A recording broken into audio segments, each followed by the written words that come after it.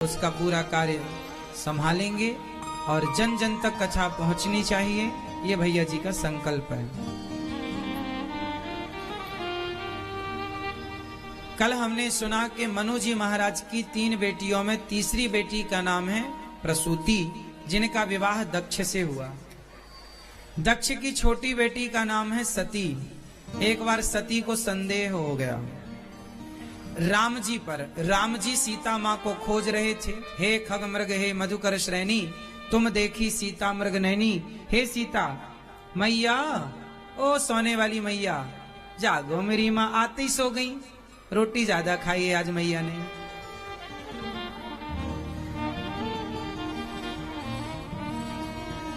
तो माता सती को संदेह हो गया।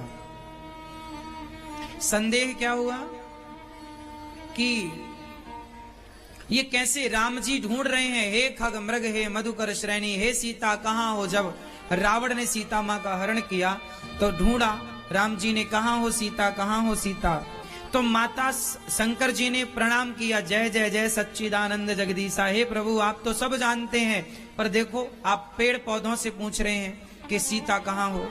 तो माता सती को संदेह हुआ कि प्रभु आप प्रणाम किसे कर रहे हैं। शंकर जी बोली ये राम है, ये सच्चिदानंद है, ये भगवान है। सती बोली कि भगवान होते तो इन्हें अपनी पत्नी का पता ना लग जाता, ये भगवान नहीं है। यदि भगवान होते तो इन्हें अपनी पत्नी का पता लग जाता। अब बताओ राम जी भगवान है या नहीं, जोर से। तो फिर राम जी को पत्नी का पता क्यों नहीं लगा, वो सबसे क्यों पूछ रहे हैं क्या तुमने सीता देखी। हे खग हे मृग क्या तुमने सीता देखी। जब वो भगवान थे तो उन्हें सबसे पूछने की क्या जरूरत थी, उत्तर आप दो। जब वो भगवान थे तो भगवान तो सब कुछ जानते हैं, फिर सबसे पूछा क्यों राम जी ने। बुराई का अंत करने के लिए। पूछने से बुराई का अंत हो जाता है। अच्छा आप बताओ राम जी ने क्यों पूछा सबसे। जब भगवान है तो भगवान को सब पता था, तो क्यों पूछा आप बताओ। नहीं मालूम, आप बताओ बेटा। नहीं मैं आप बता। हाँ मनुष्य रूप में जन्म लिया है, इसलिए वो लीला कर रहे हैं। उन्होंने मनुष्य रूप में जन्म लिया है। विप्रधेनु सुर संतहित लीन मनुज अवतार, इसलिए जानते सब हैं कि रावण लेकर गया है, लेकिन वो क्या चल रही है, लीला। इस लीला से आगे की कथाएं प्रकट होनी है। सोचिए कि रावण सीता मां को हर के ले गया, यदि डायरेक्ट राम जी रावण को मार देते, क्योंकि पता तो सभी था। यदि राम जी डायरेक्ट रावण को मार देते तो फिर हनुमान जी का लंका जाना कौन सुनता, फिर हनुमान जी की लीला प्रकट कैसे होती, फिर सुंदरकांड कैसे प्रकट होता। इसलिए भक्तों के चरित्र को बढ़ाना था, इसलिए राम जी ने लीला की। राम तो जानते थे कि रावण लेकर गया। राम जी चाहते एक बाण से उसी समय रावण को मार सकते थे। जयंत ने माता सीता के चरणों में चोंच का प्रहार किया था, तो जयंत के पीछे घास का एक बाण बनाकर राम जी ने छोड़ा, तो त्रैलोक्य में उस जयंत को बचाने वाला कोई नहीं था। ये जयंत इंद्र का बेटा है। एक बार जयंत को संदेह हुआ, जब भगवान पंचवटी में थे तो एक दिन राम जी माता सीता का श्रृंगार कर रहे थे, तो माता सीता के चरणों में कौआ बनकर गया जयंत और चोंच मार के भागा। तो राम जी बगल में बैठे थे, सीता माँ के चरणों में इतना जोर का चोंच मारा कौए ने कि खून निकल आया। जब खून आया तो राम जी ने कहा कि ये खून कैसा। तब देखा कौआ भाग रहा है चोंच मार के, तो राम जी ने धनुष बनाया तिनके का और बाण बनाया तिनके का, और तिनके के धनुष बाण से बाण छोड़ा तो जयंत के पीछे ब्रह्मास्त्र लग गया। राम जी का छोड़ा राम बाण, जिसका कोई तोड़ नहीं था दुनिया में। राम जी के बाण का कोई तोड़ नहीं होता, इसलिए बाण लगा जयंत के पीछे। जयंत ब्रह्मा के पास गया, बचा लो। इंद्र के पास गया, शिव जी के पास गया, त्रैलोक्य में कोई बचाने वाला नहीं मिला। तब नारद जी ने कहा कि तू माता सीता की शरण में चला जा। माता सीता की शरण में जयंत आए, मां क्षमा कर दो, जिसका अपराध किया था उनसे ही क्षमा मांगी, तो राम जी ने क्षमा कर दिया, सीता मां ने क्षमा कर दिया। अब विचार करो कि जयंत ने माता सीता के कहां चोंच मारी? जोर से, पैरों में।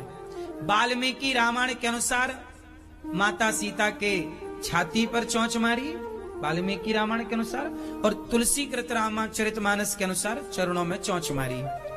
तो चोंच मारी बस। अब चोंच मारी जब कौए ने, तो सोचिए कि एक चोंच मारने से उसे बचाने वाला त्रैलोक्य में कोई ना मिला, तो रावण तो पूरी सीता को उठा कर ले गया। राम जी क्या दंड नहीं दे सकते थे रावण को? क्या दंड नहीं दे सकते थे? लेकिन सोचा राम जी ने कि मैं मार दूंगा रावण को तो रावण मर जाएगा। तो रावण यदि डायरेक्ट सीता मां को चुराए और डायरेक्ट राम जी ने रावण को मार दिया होता, तो फिर दुनिया जटायु को कैसे जानती? फिर दुनिया विभीषण को कैसे जानती? फिर दुनिया सुग्रीव को कैसे जानती? फिर दुनिया शबरी को कैसे जानती? क्योंकि आगे ही शबरी मां का घर मिलने वाला है।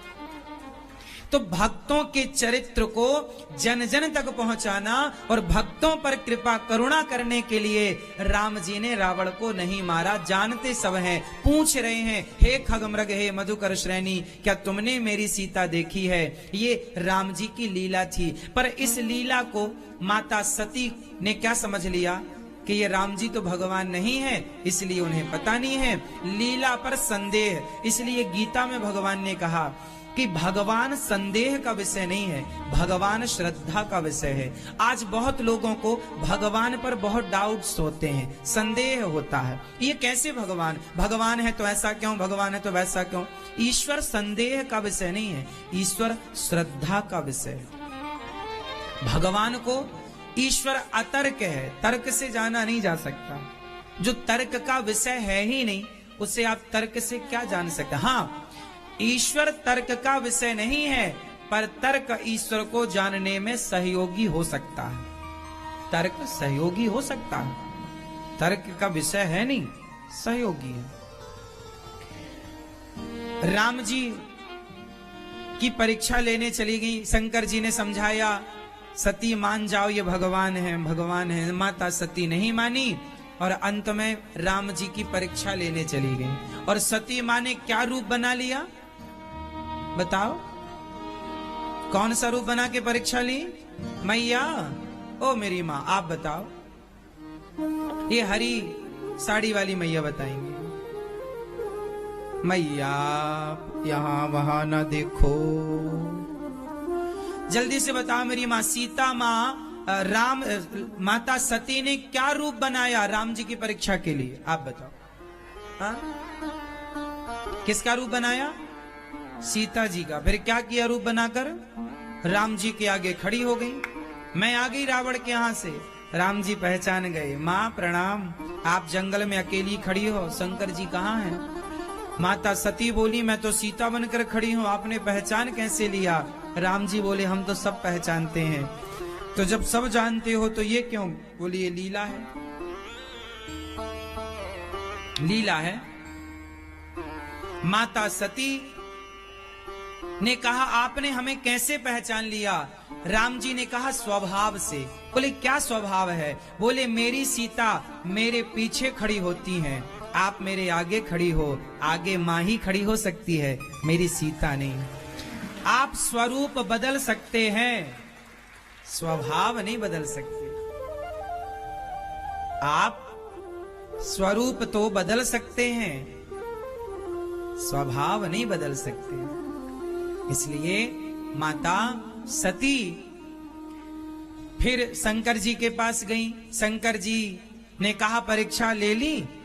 तो सब पार्वती सती मां ने कहा, कछु ना परीक्षा, हमने कोई परीक्षा न ली है गोसाई, हमने कोई परीक्षा नहीं ली। आपकी तरह प्रणाम करके चली गई। लो भैया, माता सती ने झूठ बोल दिया, झूठ बोल दिया।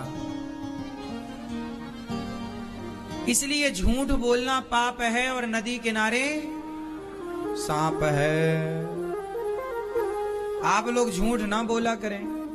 माता सती ने झूठ बोला तो उनकी